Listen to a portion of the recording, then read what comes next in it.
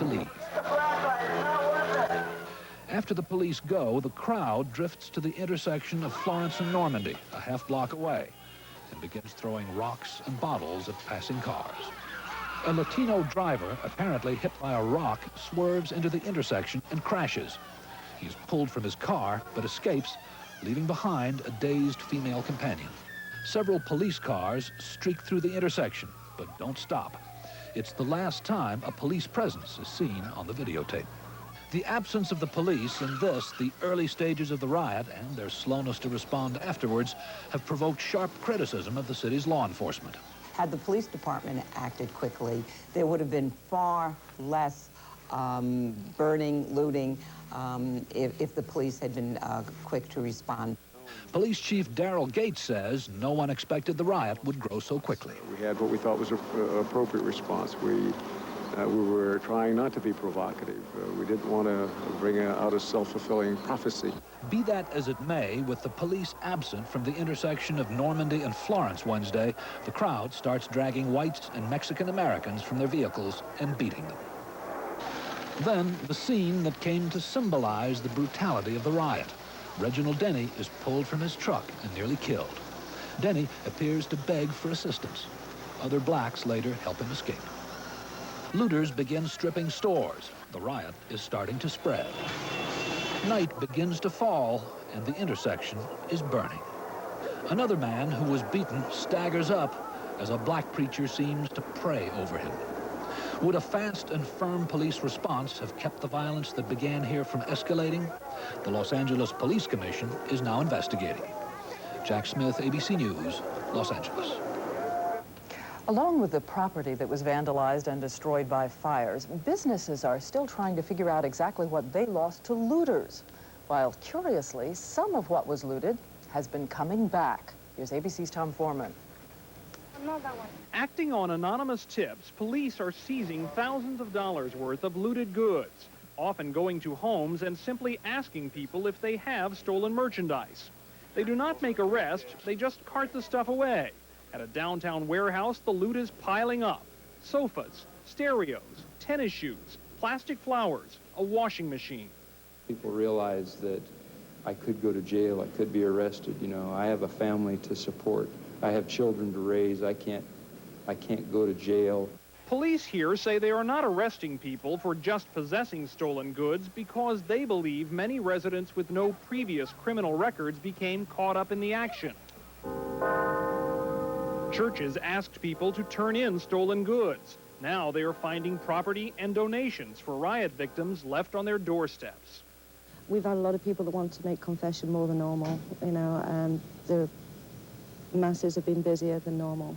As the stolen merchandise comes in, police are asking the people who bring it in where it came from. It is one of the few hopes they have of ever figuring out where it belongs. The manager of one looted shop said the recovery effort makes him feel good. But I don't think anybody hopes to get anything back. No one knows how much so far has been returned, but it is clearly much more than anyone expected. Tom Foreman, ABC News, Long Beach. And when we come back, our American agenda. Specialists look for some answers to the questions raised in Los Angeles. After examining, testing, analyzing, it's a fact. You can buy new Preparation H hydrocortisone cream with the maximum strength available without a prescription. It has a level of medicine that was prescribed by doctors for years. New Preparation H hydrocortisone cream. It's new, it's maximum strength, and it effectively relieves problem itch.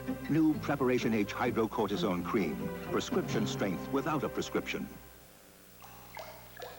If you're using a credit card to get a cash advance, you're probably getting soaked, because ordinary cards charge you interest right from day one, which is why you should use the Discover card. Just pay your full monthly balance and a small transaction fee, and we'll give you cash interest-free, so you can avoid taking a bath. It pays to Discover. My granny's spaghetti recipe. With ordinary grated topping? Oops. Some are 1/3 fats and fillers, but Kraft is 100% grated Parmesan for 100% great taste. Granny Granny would approve. I tried grape nuts for a week, and I feel great. Grape nuts, the fat-free natural energy source. Try it for a week. Breakfast with grape nuts helps keep me going all morning. Does your cereal do that? What are you waiting for? Post grape nut cereal. Try it. With all the pictures of South Central Los Angeles these past few days, the grim neighborhoods, the poverty, we've heard a lot of people asking a question. Could the people who live there do more to make their lives better for themselves? For instance, what about housing? Well, keep this in mind. The supply of low-rent housing units fell to its lowest level in 20 years at the end of the 80s. That's bad enough. But that also affects every other effort made to eliminate poverty. Our American Agenda reporter Beth Nissen has been to Newark, New Jersey. Housing like this is not only a measure of how poor some people are, it is a reason for how poor some people are. In the decaying centers of the nation's cities, even those with jobs say... I don't expect him. Well, Well, just as Celtic fans were confident about the revival of Robert Parrish, so too are Bruin fans. Stellar night from Canadian... Strength. Anything as far as... keeps you poor. The rent. Those who live in public or subsidized housing pay less, but still aren't left with much. When I pay my rent, I might have about $160 left. And that must take care of my insurance, my food, my everything. For millions of those below the poverty line, it is impossible to save, to work toward anything better. Impossible often to even keep up. Angela Roseberg gets a monthly welfare check for $424. Her rent now is $450. She'll pay what she can, get evicted, move on. I feel really hopeless. You feel stuck, you know, moving like that. Frequent evictions and frequent moves have made it hard for Kalima Islam's children to get an education. Because they was, you know, going to different schools every year, learning different things and stuff. And I don't think that's good. And it is hard for those constantly on the move to be reached by social services, to get consistent medical care, to appear stable enough to get a job. If we're going to address poverty, we have to start with the basics. And one of the most basic parts is a place to live. A better future for the nation's poor depends on improving in quality and cost what shelters them, what protects them, what gives them a sense of place. Beth Nissen, ABC News, Newark. So how can those in poverty be given access to affordable housing, health care, all that it will take to lift them out of poverty, and at a time when the government is trying to cut back on spending? Well, in Atlanta, they've begun to seek their solutions elsewhere. Our Agenda reporter Rebecca Chase is there. Beyond the bright skyline of Atlanta is a darker side. Neighborhoods where you can see why Atlanta is the second poorest city in the nation, with high rates of school dropouts, infant mortality, and crime. That's not Bangladesh, and that's not Addis Ababa, and that's not Lusaka.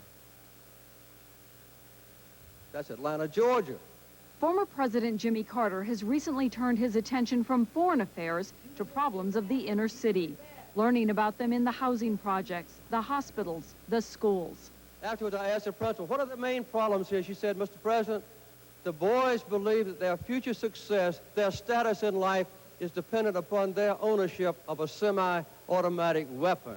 Carter is trying to bring together the existing resources of government, business, and the community. He expects to raise $25 million and an army of volunteers, all from the private sector. He hopes to match haves to have-nots. I want every medical doctor in this city to volunteer to put in 5 or 6 hours a week at least, helping those who need help. The project is targeting neighborhoods with high percentages of single parents and teenage pregnancies.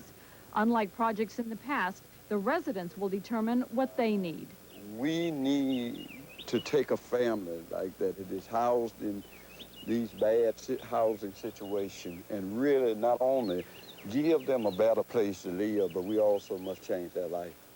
The plan developed by this neighborhood, for example, includes turning the ownership of this housing project over to the residents, building 50 new homes here, starting parenting, mentoring, and health programs at the schools. There is a desperate crying out in this country for some community to prove that the situation is not hopeless, and I don't think it is hopeless. Already, 10,000 citizens have volunteered to help. Rebecca Chase, ABC News, Atlanta. In presidential politics today, the AFL-CIO Executive Council has unanimously endorsed Bill Clinton for president. The council includes the powerful Teamsters Union, which backed President Bush 4 years ago. 3 more presidential primaries today, but virtually no suspense. Voters in Indiana, North Carolina, and the District of Columbia were choosing delegates to this summer's political conventions, with President Bush and Governor Clinton the overwhelming favorites in all 3. A powerful member of the House of Representatives has been indicted for bribery. Pennsylvania Representative Joseph McDade is the senior Republican member of the House Appropriations Committee. He was charged today with taking $100,000 in bribes and gifts from defense contractors doing business with the government. Congressman McDade says he expects to be exonerated. In our next segment, why are Europe's highest paid workers out on strike?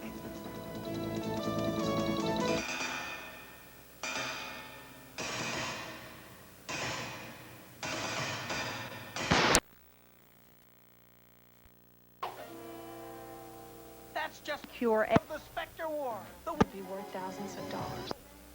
Rose? That's a